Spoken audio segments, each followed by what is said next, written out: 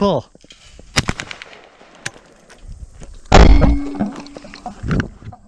Hi everyone, Cody here, and welcome to Let's Shoot Clays. I'd like to kick off the channel with one of the guns that's nearest and dearest to my heart. This is an Ithica 5E Flues trap gun. It's a 12 gauge single barrel. I inherited this from my grandpa way back in the day, and it's one of my favorite trap guns to shoot. It absolutely dusts them. I can see exactly why this caught my grandfather's eye. It's finely engraved on the receiver, trigger guard, latch, and has a beautiful walnut stock with amazing checkering. I'll be putting some better pictures on the Let's Shoot Clays Instagram. Identifiers for the manufacturer of the barrel, and receiver mark showing that it's a 12 gauge, engraving level 5 underneath the barrel. Today for ammo, I'm shooting Federal Top Gun 1 1/8 ounce loads, 7.5 shot, which moves at about 1200 feet per second. More on what ammo you should consider in a future video. I use a core belt and a GPS shell pouch my friend Casey gave me, which I greatly appreciate. Full review on that bag coming up. Let's head out to the range and shoot some clays to go over some of the gun's history. Introduced in 1914, these were part of the E series Flues guns, E standing for engraved. Ithica was intentionally showing off with this line of shotguns, and for good reason. They knew what they had. In 1907, Ithica purchased the rights to produce this pattern of shotgun from a man named Emil Flues, who simplified the action to 3 moving parts per barrel.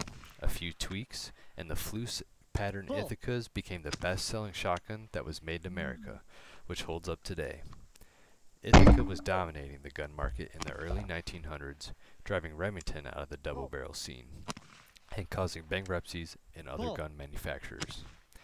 PR was killing it by lending out these types of shotguns to competitive shooters of the era.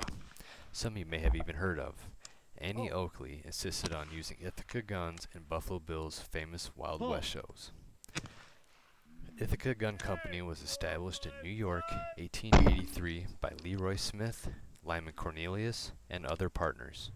Business would have its up and downs during the 1900s. Production and staff varying between wars and depressions. Through it all, though, records show that Ithica was Smith family owned all the way up until 1967. Multiple sales, acquisitions, and attempted revivals of the company would follow in the late 1900s, but it now operates out of Sandusky, Ohio under Ithica Gun Company once again. Pull.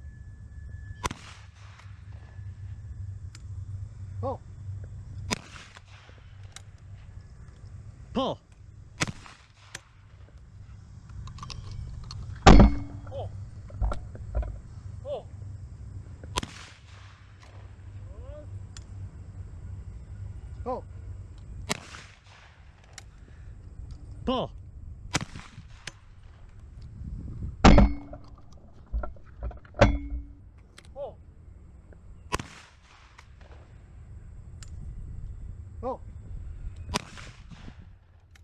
Pull. Get it out! 4, 5, 5. 16, 25, 21. Good shoot, Ken. Nice shooting.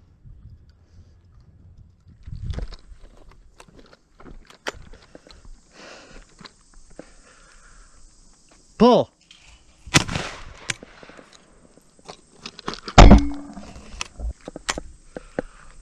Pull.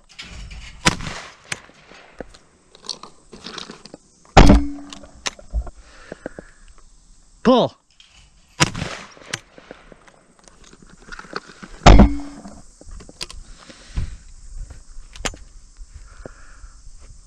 Pull.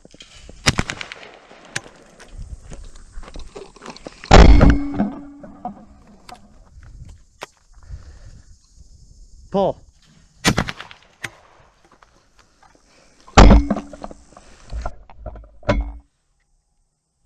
I really appreciate you sticking around. Please consider dropping a like or subscribing. Here at the patterning station, I set up a couple of pieces of cardboard at 16 yards and 25 yards to get an idea of the shot spread. It's listed as having a full choke barrel. 16 looks to have a nice tight pattern shot a bit to the right, which was my fault, and the pattern at 25 still looks pretty great. I don't try to let my clay fly too far so I can avoid these gaps and also any wind that might pick up the target in flight. This shotgun has a 32-inch barrel and overall length of 4 feet. It's roughly between 7.5 to 8 pounds. I'd love to hear about any shotgun you guys are using for targets or hunting down in the comments. Thanks for watching.